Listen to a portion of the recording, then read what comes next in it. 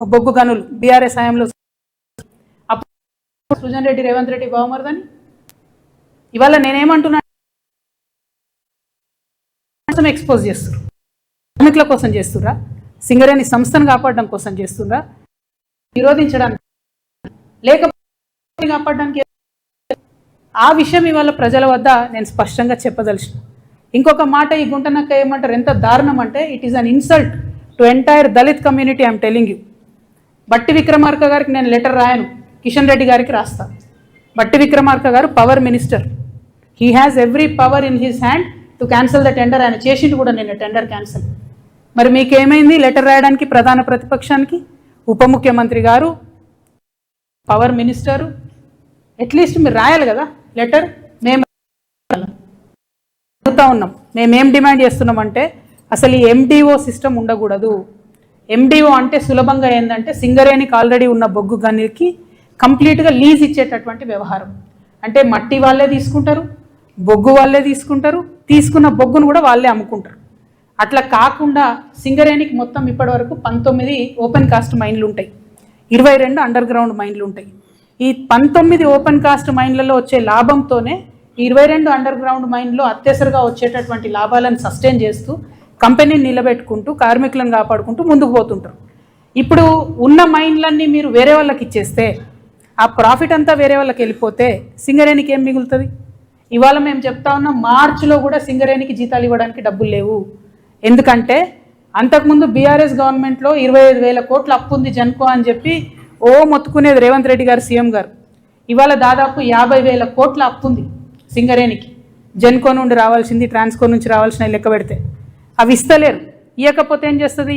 సింగరేణి జీతాలు ఇవ్వాల్సిన ప్రతిసారి కూడా బ్యాంకు పోయి అప్పు తెచ్చుకుంటాం, మళ్ళీ దానికి మిత్తి కట్టాలి, మళ్ళీ నెక్స్ట్ మంత్ జీతాలకు మళ్ళీ పోవాలి, మళ్ళీ అది బర్డెన్ అవుతుంది. సో అల్టిమేట్గా ఆల్రెడీ నష్టాలలో ఉన్న సంస్థను పూర్తిగా కిల్ చేసేటటువంటి ప్రయత్నం తప్పితే ఇది సింగరేణికి కానీ, సింగరేణి కార్మికులకు కానీ, తెలంగాణకు కానీ లాభమయ్యే అంశం కాదు.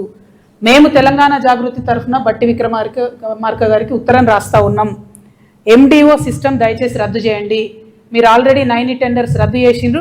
Let Singareni do it's open cast, own open cast in 90. ఎందుకు చేయలేం మనం? అక్కడెక్కడో రాజస్థాన్లో పోయి పవర్ ప్లాంట్ పెడతారు, ఇంకెక్కడో గుజరాత్లో పోయి ఇంకో ప్లాంట్ పెడతారు. ఒరిస్సాకు పోయి మీరు చేయండి ఓపెన్ కాస్ట్, ఎందుకు చేయరు? ఇప్పుడు ఈ ప్రైవేట్ కాంట్రాక్టర్ కూడా పోవాల్సిందే కదా.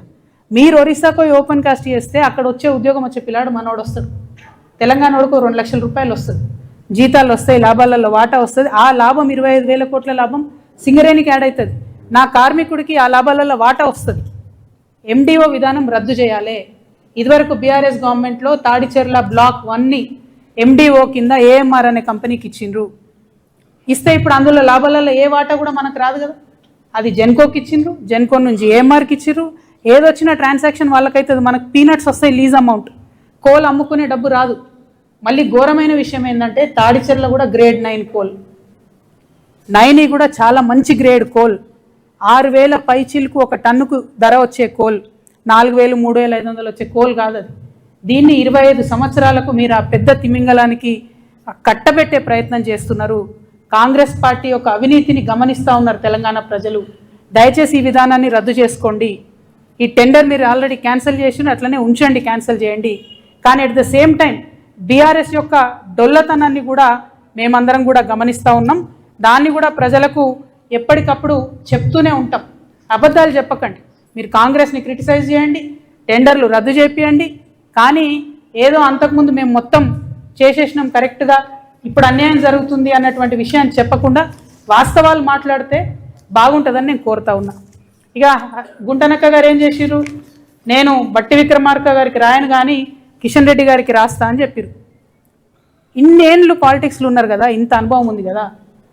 రాష్ట్ర ప్రభుత్వం రికమెండ్ చేయకుండా సిబిఐ వస్తుందానండి? రాష్ట్ర ప్రభుత్వం అడగకుండా సిట్టింగ్ జడ్జి వస్తాడా? అంటే జస్ట్ షో.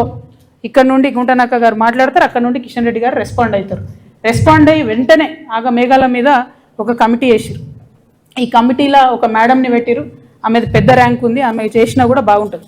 కానీ ఇంకొక ఆయనని పెట్టినరు, మారుపల్లి వెంకటేశ్వర్లు అనేటటువంటి వ్యక్తిని పెడితే వారు AGM rank, assistant general manager rank.